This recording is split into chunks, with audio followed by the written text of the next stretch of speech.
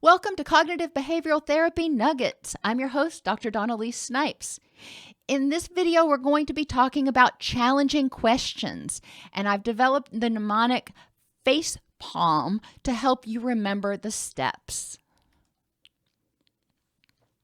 Challenging questions can be used when we're experiencing distress.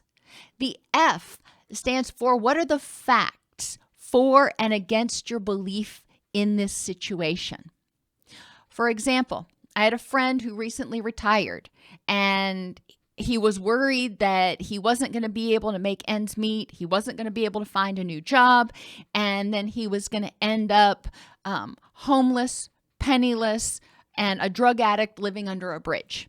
So, he went really extreme in his catastrophizing. So what are the facts for and against that belief? What are the facts supporting the belief that he is actually going to be homeless, penniless, drug addict living under a bridge? Okay, once you identify the facts for and against your belief, you also want to look at additional factors. For him, he had people who loved him. He had people who would pitch in to help him.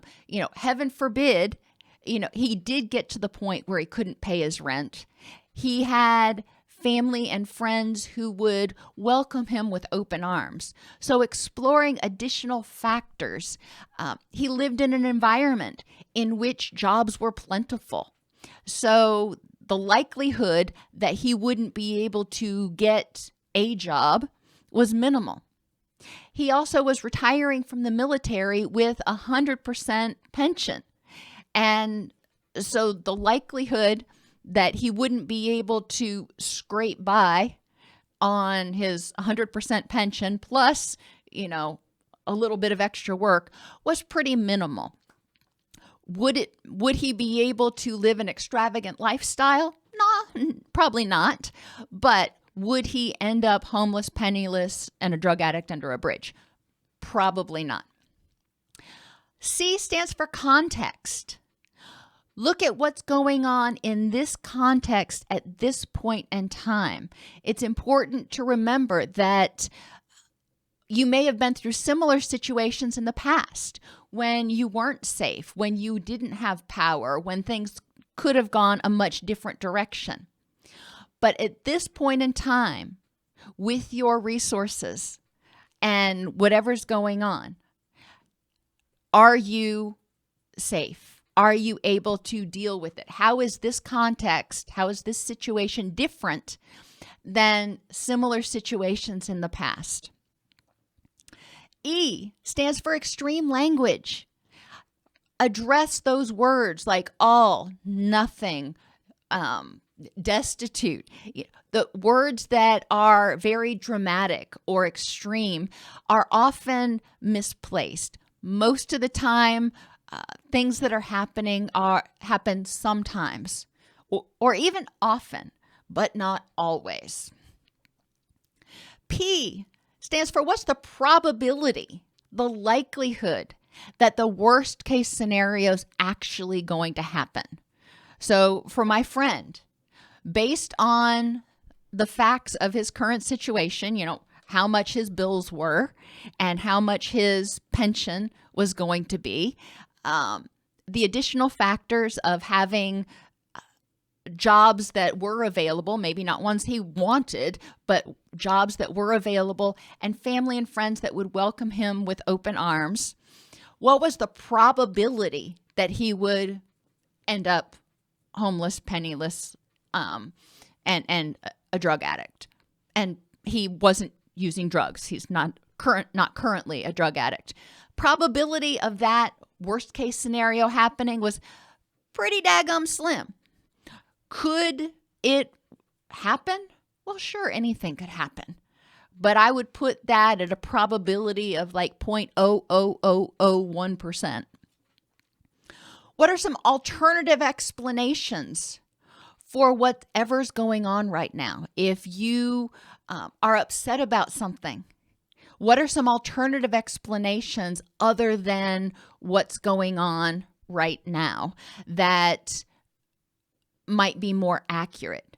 Maybe your significant other comes home and is late and is acting weird, and I use the term weird, what are some alternative explanations other than your significant other is cheating on you and getting ready to leave you? There could be a lot of other explanations. So going back, what are the facts for and against your belief that your significant other is cheating on you and going to leave you? What are any additional factors that might be needing to be considered? Maybe your significant other just got a promotion at work and is exhausted, and, dragging their butt home, just, completely wiped out. What is the context of this? Is your significant other acting weird all the time, everywhere, or just with you? And if it's all the time, everywhere, that's different than just with you, and you want to explore that. What is the probability that your significant other is cheating on you and getting ready to leave you?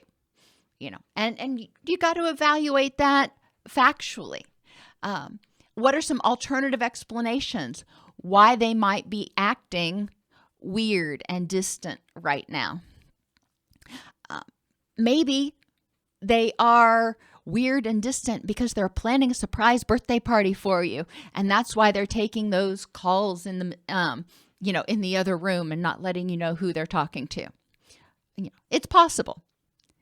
L stands for learn. Every situation gives us an opportunity to learn about ourselves and other people.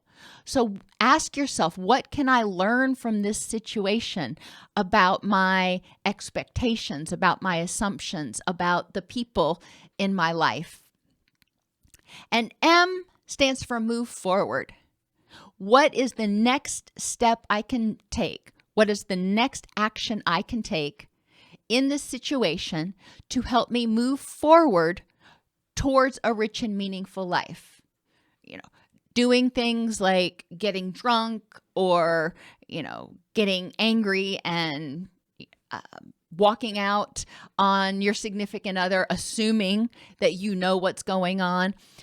Neither one of those is probably a helpful strategy for creating the rich and meaningful life that you really want. So what is the next best step for you to move forward from this situation and improve the next moment?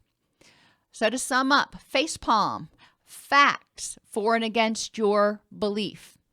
Additional factors that might be contributing to the current situation or might prevent the issue from becoming a big problem. Context, considering what's going on. Is this in this one particular context, or is it something that happens all the time? E, extreme language. Check it. Mitigate it. Look for things that are more moderate. P stands for probability that the worst case scenario is going to happen. A is alternative explanations. What other reasons might this be happening? What other explanations might help me understand what's going on besides, my worst fear? L stands for learn. As you explore this situation, learn about yourself, learn about other people, learn from the experience. And M, it stands for move forward. What is the next thing you can do to use your energy to address this situation in a way that helps you move forward toward your rich and meaningful life?